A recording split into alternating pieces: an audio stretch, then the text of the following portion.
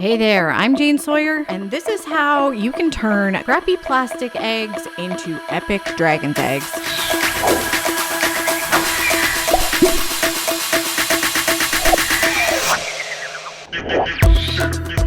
It has been a long, snowy winter here in central Ontario, Canada, but spring has finally sprung. And where I live, that means the stores are full of hundreds of pastel-colored plastic eggs. Let's take advantage of these larger, ready-made egg forms and turn them into some killer dragon's eggs. Rather than work directly on the plastic, I'm going to cover these with a quick layer of paper mache. I could probably work directly on the plastic, but paper is easier to work with, and I want to cover up the seam in the egg. I start by giving the plastic a quick scuff with 220 grit sandpaper.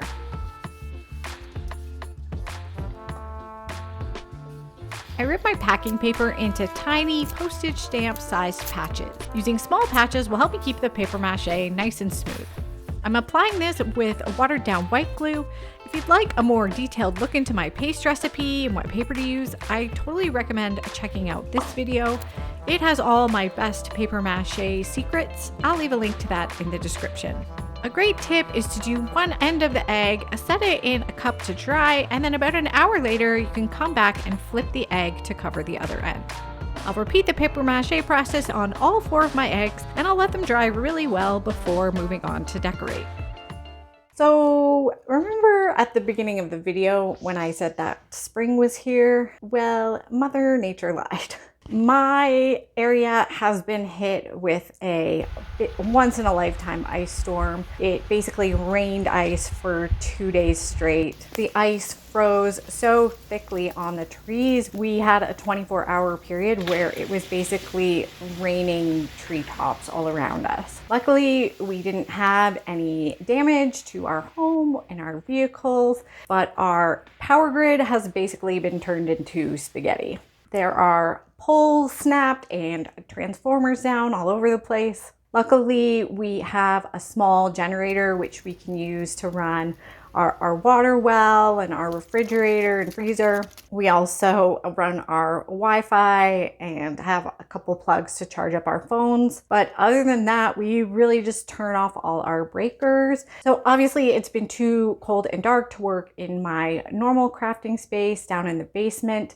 But up in the office here, I've got a couple nice big windows where I can have some natural light. And so I've made my little crafting area up here, but this is why my filming area looks way different than normal. We don't know when the power is coming back on, and a crafter's got to craft, so we're just gonna do the best we can.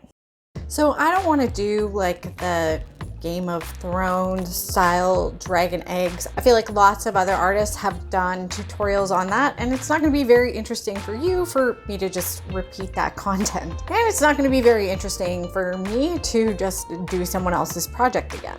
So I was thinking, since I have the 4 eggs, I would do an egg inspired by each of the 4 elements of nature: earth, air, fire, and water. I'm going to start with fire because I already have an idea for that one.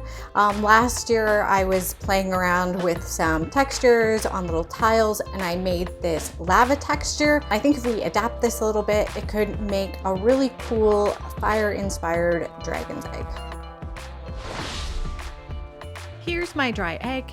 There's a few little wrinkles in the paper mache, so I'm going to sand them back with this nail file. These cushioned nail files are great. They're sturdy enough to bend, and I can rinse them out with water and they don't fall apart.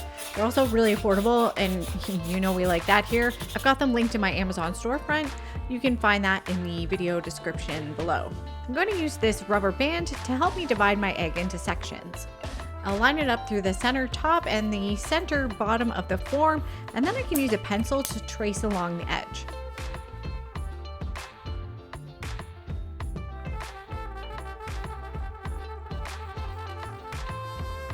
Once I've got the first line drawn, it's easier to eyeball the position of the elastic for the second section. I look down on the egg from the top and I make sure it's a perfect X. I can do the same on the bottom. I used my fingernail to straighten out the elastic, then traced on the second line. Then I'll do this 2 more times to divide the egg into 8 equal sections.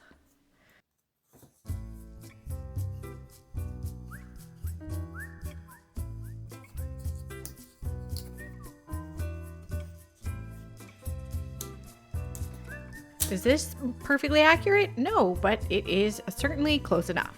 Now we're going to make our lava texture. I have this pressed paper egg carton. I only need the top of it, so we can rip this off. The flat areas on the inside of the lid are what we're after.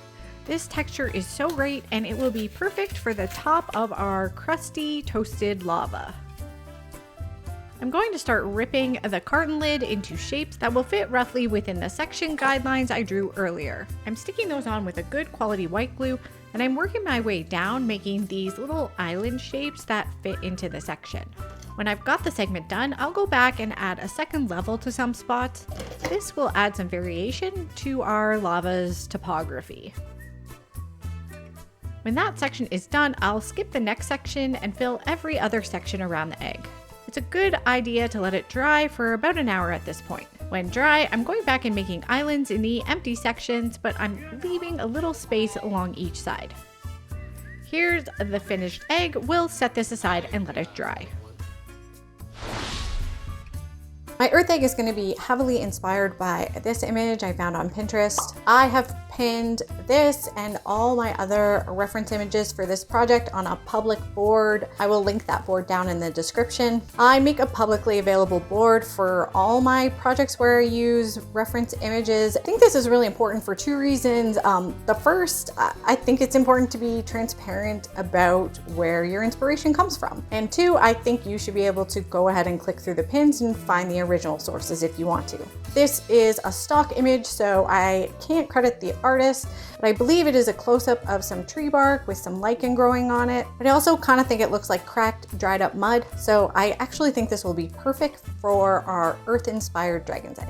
I'm using my rubber band trick again to divide my egg into 6 segments. And then I'm going to use those guidelines to give each of the segments a bit of a curve. I've gone over the pencil with a Sharpie here so you can see it a little better. After that, I covered one segment in masking tape and carefully traced the edges. I peeled off the tape and flattened it onto my cutting mat. After trimming this down, I can use this template to cut out segments from some scraps of foam board. I'll trace along the template with my knife, and I just peel it off with the paper coating of the foam board. Be sure to save this piece to cut out your other segments. We're also going to peel the paper off the back too. I use my craft knife to bevel the edge of the foam. My blade is so dull here, it's kind of hard to watch. Next, you've probably seen crafters do this before. I'm crunching a bit of aluminum foil into a ball, and I'm using it to roughen the surface of the foam. I use it in both a rolling and a scratching motion. So now we have this rough segment piece. I'm gonna crack that into pieces, and I'm laying them out on my board in order. It's important to keep them in order because I'm gonna reassemble them on the surface of my egg in a sec.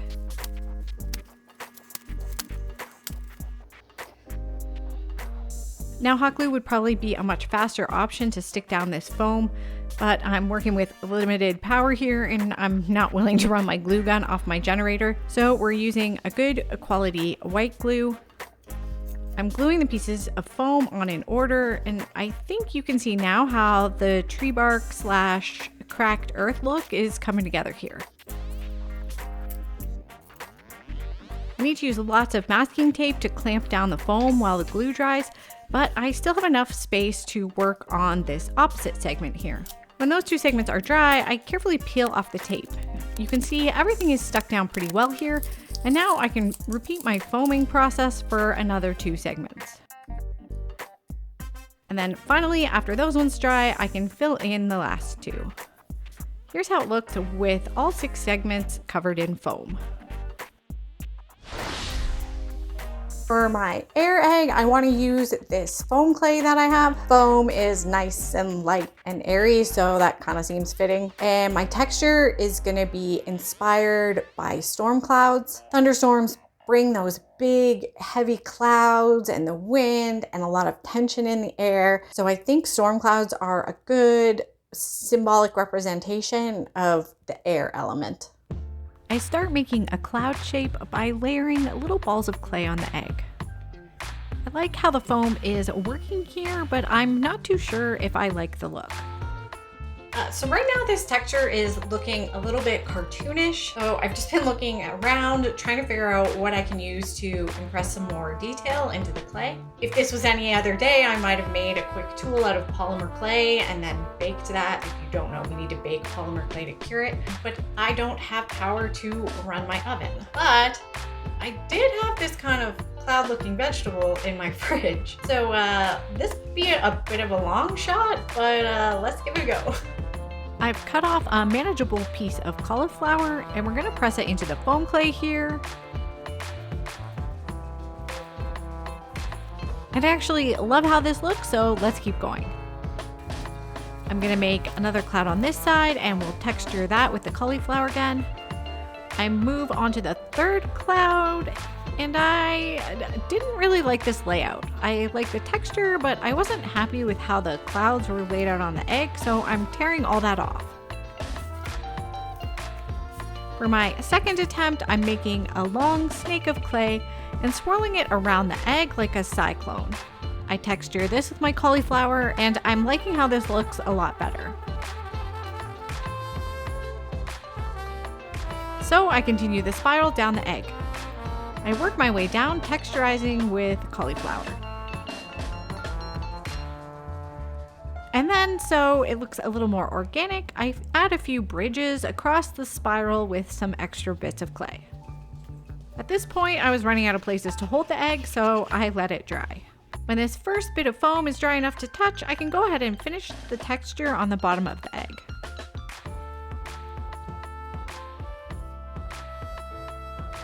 Now we'll let this dry again.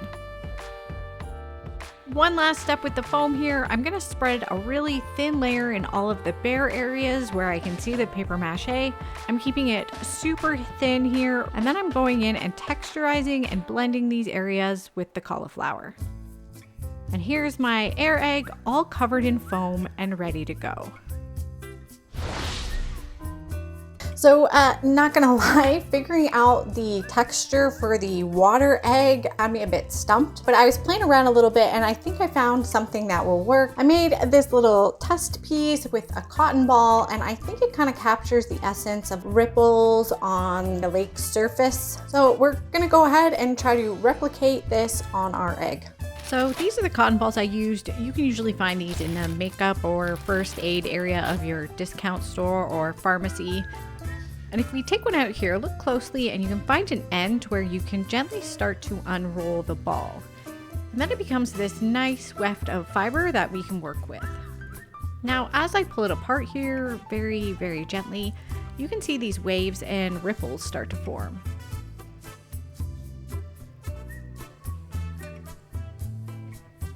And I'm going to continue until I have something like this. Now we can gently stretch this around the belly of our egg.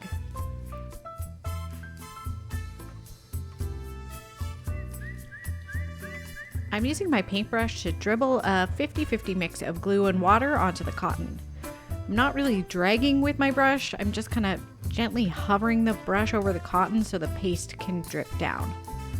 I'm really not pushing hard with the brush at all. I'm using the side of it to smooth down the cotton as I make sure the glue gets all the way through.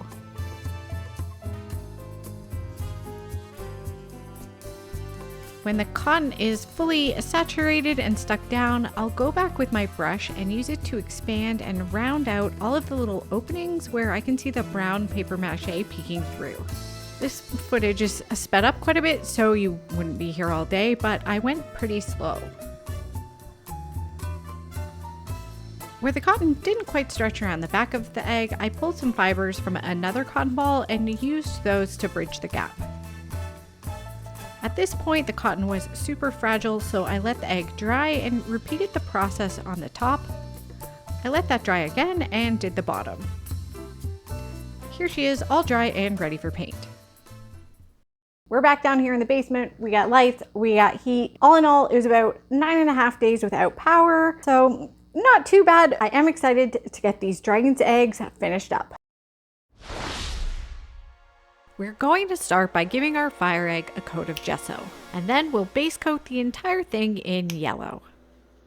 Next, I'm going to dry brush all of my egg carton islands with this bright orange color, being sure to leave the yellow showing in between. Next, we'll dry brush some red onto the islands, leaving just a bit of orange showing around the edge. When we've done that, we're going to dry brush some black just in the center of each island. And then I'm going back with some black paint and painting the center top of each island a solid black. Finally, to make it look like the lava rivers are really glowing, we're going back with a line of pure white down the middle of each lava river.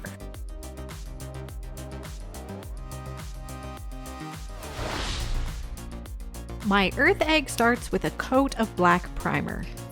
When that's dry, I'm going to dry brush a burnt umber brown all over the foam pieces. I'll do a second layer of dry brushing with a light greenish gray.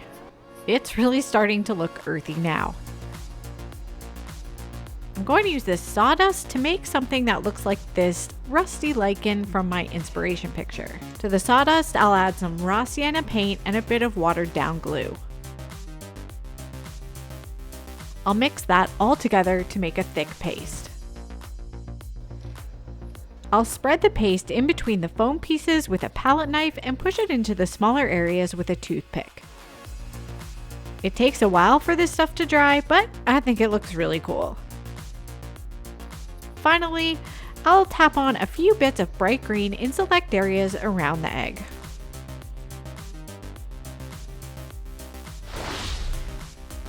The air egg had the simplest paint job. First, I primed everything with gesso. Next, I wet blended some gray and violet into all the low-lying areas in the egg. Then I did some white on the underside of the cloud areas. Finally, I did the top of the clouds in an almost white buttery yellow. And that was it. The water egg started with an overall coat of gesso, and then it got a bit more fiddly from there. I filled in all the round blob shapes with this cerulean blue color.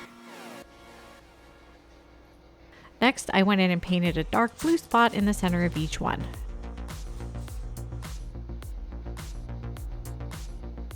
When that was all dry, I took a fine brush and outlined each blob with light blue. I let it dry again and finally went around each blob and filled in any unpainted areas with white. I'm going to show you finished shots of each of our dragon's eggs in a second here, but I want you to let me know which one is your favorite. I found this great big egg. I've already started paper macheing it, and I want to make a baby dragon hatching out of it. So tell me your favorite in the comments, and I'll use whichever gets the most votes to make the baby dragon hatching out of this big egg. If you think I did a good job on this project, can you please give this video a like? Likes make me feel all warm and fuzzy, but they also tell YouTube to show this video to more people, which has a direct impact on the revenue I can provide to my family. It costs you nothing, and it really helps me out. Follow me on the socials, and if you make a dragon's egg, tag me in your pictures and I'll share them to my story. That would make my freaking day. Subscribe to my channel, go make a dragon's egg, and I'll see you on the next one.